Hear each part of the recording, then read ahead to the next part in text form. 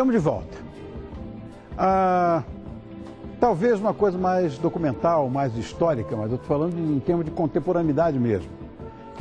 Quem não viveu a época dos grandes festivais, como eu vivi, tem agora a oportunidade de apreciar esse momento que eu diria sensacional, emblemático, sei lá, vou adjetivar isso de todas as formas.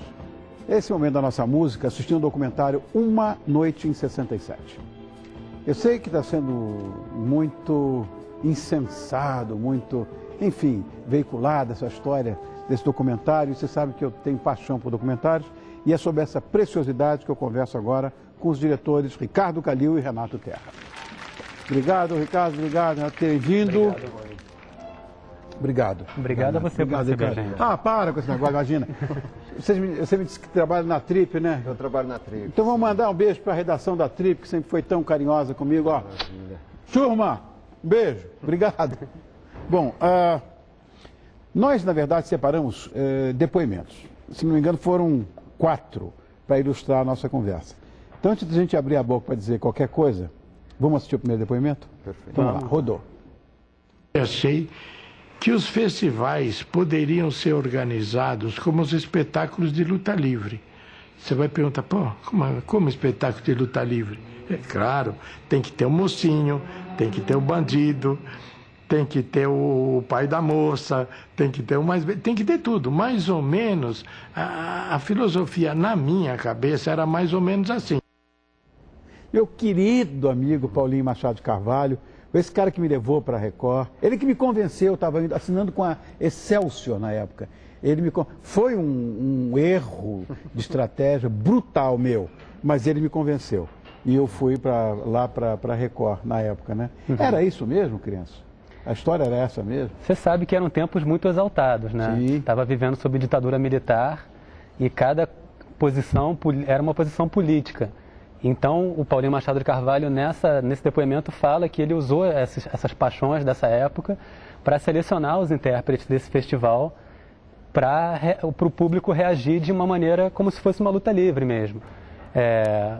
O Chico era o mocinho, ele colocava os intérpretes de maneira que despertasse essa paixão do público.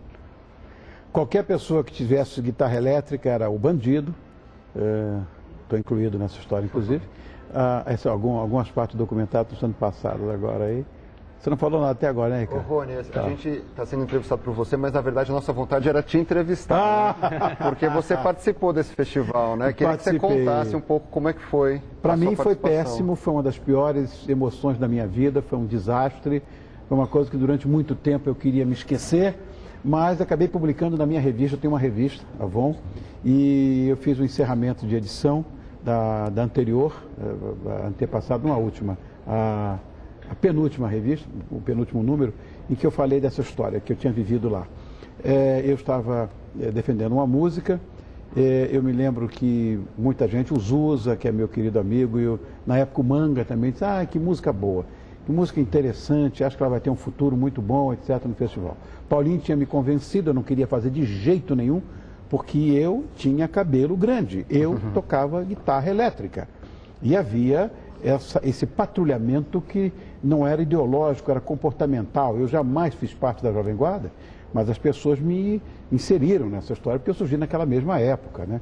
Então e pior, porque quem tinha eventualmente alguma formação acadêmica, que era o meu caso, era brutalmente patrulhado. Aí era uma coisa medonha. E era uma coisa de dicotomia mesmo, era maniqueísmo puro. Ou você é de esquerda, como é hoje, ou você é de extrema direita. Não tinha meio termo nisso. E o bobão aqui acaba sendo convencido pelo Paulinho de novo, vai para o palco, se apresenta. Eu estava indo bem, a coisa estava indo bem. Daqui a pouco entra o compositor de smoking descalço, atrás de mim. Foi uma das vaias mais estrepitosas da história da música popular. Quer dizer, as pessoas falam muito do Sérgio Ricardo com o Beto Bom de Bola, mas a coisa foi muito feia. Eu fui vaiado de pé. Eu queria morrer. É uma coisa insuportável. A vaia é uma coisa que eu não consigo administrar até hoje na minha vida. E qual que era a ideia do Imperial ao entrar lá? Era fazer polêmica, é isso? Com toda certeza. Porque, na verdade, ele era muito talentoso e ele tinha um marketing às avessas. A Praça, que foi um grande hit que eu gravei, ele contratou uma pessoa para dizer que a música não era dele, tinha sido roubada. E era dele mesmo. Ou seja, a ideia era polemizar, a ideia era criar alguma coisa. Então, marketing às avessas. E que para ele deu certo. Para mim, não. Não é? Mas tem mais uma outra história para ver aí. Rodou. Você estava com um pouco de medo ao entrar em cena? Você sabe, hoje eu entrei bem mais calmo. Aliás, hoje eu entrei calmo. Semana passada eu estava assim ligeiramente nervoso, mas hoje eu estava bem mais calmo. Você sabia que havia uma torcida organizada para vaiar você? Não, isso eu não sabia. Se soubesse, não tinha ido, eu acho. Se soubesse, não tinha ido, então tinha organizado uma para tinha que fazer alguma coisa, né? Nasceu Maria, quando a folia perdia a noite, ganhava o dia.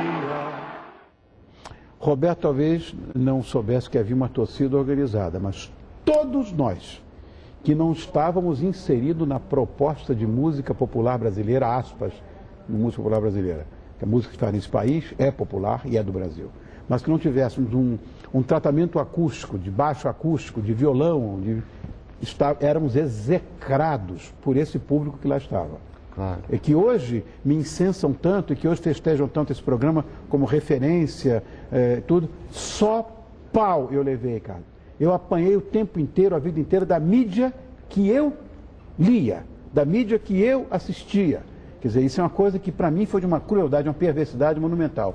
Roberto não sabia que tinha torcida organizada, mas que ele ia ser vaiado, sabia. Todos nós sabíamos que íamos apanhar, porque nós estávamos inseridos num tipo de comportamento político e ideológico da época. Claro. Não tinha a ver com a música, né? Não é que as pessoas não gostavam da música. O cantor chegava no palco, tinha essa história por trás do rock and roll, do cabelo comprido, da guitarra, automaticamente já era vaiado, né? Exatamente. Quer dizer, era muito político, muito ideológico, como você estava dizendo mesmo, assim. Às vezes não davam nem chance deles conseguirem cantar a música. O Roberto, nesse festival, cantou um samba, né? E cantou um samba com uma letra triste, até um pouco social a letra, assim. E mesmo assim, as pessoas vaiaram o ídolo da Jovem Guarda, né? Eu cantei uma marcha rancho, não me deixaram também. Olha, esse papo tá tão entusiasmado. Ô, bonitão, vou te pedir um favor. Amarra a sua bonitinha na poltrona, nós vamos para um break. Voltamos já e vamos contar mais dessas histórias. Viu como eu estou inflamado e sofrido? Vou ficar pior se você me deixar na mão. Não muda de canal. Eu volto já com o Ricardo e com o Renato. Espera aí.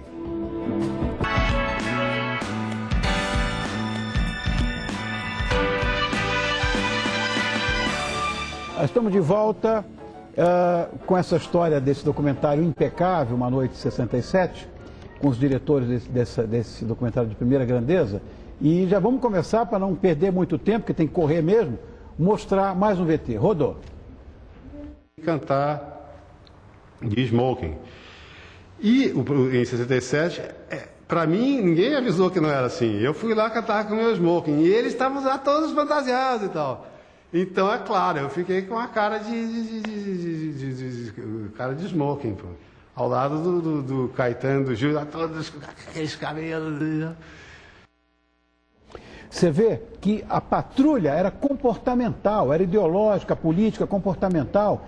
E eu, humilde, que fazia parte da esquerda escocesa, porque a gente só tomava uísque 12 anos nas coberturas de Ipanema, eu sou carioca, ou da esquerda francesa, que a gente só tomava Dom Perignon, quer dizer, todos os burgueses de esquerda, como era o meu caso inclusive, alijados de um processo desse aí, um pouco estava ligando se minha música tinha sido censurada ou não. A história era pau nele porque ele tem cabelo comprido. Exato. E porque toca guitarra elétrica. Isso é um horror. E nesse festival tem uma ruptura nesse sentido, né? Quando o Caetano e o Gil entram ali com Alegria, Alegria e o Domingo no Parque, que entram vaiados por estarem com os cabeludos ali, o Caetano com os Beat Boys e o Gilberto Gil com os Mutantes, eles entram vaiados, mas conseguem reverter o público e aquilo ali se torna, nesse festival, a semente do que viria a ser depois o tropicalismo. Exatamente. E eu me envolvi com essa turma, porque eu que lancei Mutantes. Dei o nome para eles. Você batizou, né? Foi, batizei e inventei, botei os 3 para tocar no meu programa. Ninguém queria. Achava um horror, uma tralha aquilo.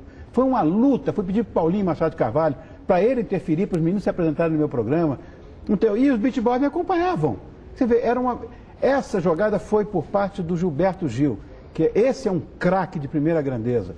Difundia, ele era respeitadíssimo como um dos baluartes da MPB e não quis passar em branco essa coisa contemporânea. Ele trouxe a música eletrônica associada à MPB. É o que existe hoje. E é engraçado que 2 meses antes desse festival teve uma passeata que ficou conhecida como passeata contra as guitarras elétricas. Exatamente, né? E o Gilberto Gil participou dessa passeata e estava 2 meses depois participando do festival com guitarra. Aí está. Até falando no filme pra gente que ele teve um ataque de pânico nesse dia. O Paulinho Machado de Carvalho teve que buscar ele em casa, dar banho nele, o Paulinho vestiu as meias dele e levou ele para cantar lá com os Mutantes. Isso não existe mais. Imagina o dono de uma emissora de televisão fazer isso. Mas tem mais um último depoimento. Vamos dar uma olhada. Todo mundo correndo ali, era uma corrida. Então lógico que a competitividade ia... Mas isso faz parte do festival, fazia parte, isso aumentava o Ibope. As pessoas apostavam, eu me lembro de gente xingando na rua, olha, aquele ponteio vai perder, porque eu apostei não sei quanto na música do Caetano, você vai perder, você vai se danar. E o outro dizia assim, apostei em você, não vai perder não, porque eu não sei o que, tem uma grana. Sabe essa coisa? Você vira uma espécie de cavalo. Era uma maluquice. Essa concorrência, essa doideira, né? Era um fla-flu, né, Era um fla-flu. Eu quero que vocês me falem da importância desse festival, especificamente para a música popular brasileira, já que nós sempre tivemos muitos festivais, eu falei com vocês, inclusive, em off. A vida se resumia em festivais de música naquela época, né? Mas esse, eu acho, foi o mais emblemático. Foi o mais importante porque, assim, não só pela qualidade das músicas, você vai ver o primeiro colocado, Ponteio, depois o Domingo no Parque, Roda Viva, só coisa Alegria, Alegria. Olha, Alegria aí. Os 4 primeiros colocados eram fantásticos. E tem São fantásticos até hoje. São até hoje. E tem essa ruptura trazida pelo tropicalismo nesse festival que um pouco redivide a música brasileira, né? É um festival que representa uma ruptura não só musical, né, mas de comportamento, de aceitar a guitarra, política também, porque o Caetano fala no filme que foi uma atitude política ali colocar a guitarra para cantar aquela música também, no Alegria, Alegria. Então é um festival que vai muito além da música, apesar dessa qualidade musical que o Ricardo falou, é um festival que conta muito ali da década de 60, da cultura brasileira na década de 60. Antes dele tinha essa divisão, né, quer dizer, MPB e rock and roll. E daí chega nesse festival, o Caetano e Gil pode fazer, a gente pode juntar tudo isso. Os dois vetores, que e foi o que eu disse. Isso provoca um curto-circuito na cabeça das pessoas. Foi o que eu né? disse. Eu acho que isso foi... e depois desse movimento, não surgiu nada, até hoje, nada. Pode ter certeza. Muito obrigado, Ricardo. Obrigado a você. A gente é que agradece. Pena foi que um enorme prazer. Tão pouco tempo. Prazer meu, pode ter certeza. Olha, esses são os diretores desse documentário que eu recomendo do fundo do meu coração, porque ele faz parte da nossa história contemporânea, musical, e a nossa geração, mudou o comportamento do mundo numa revolução sem nenhum tiro, sem sangue. Só com música. Uma Noite 67. Os diretores Ricardo Calil e Renato Terra aqui estão, a quem eu agradeço do fundo do coração mais uma vez. A gente agradece. Obrigado, querido. Obrigado. Obrigado.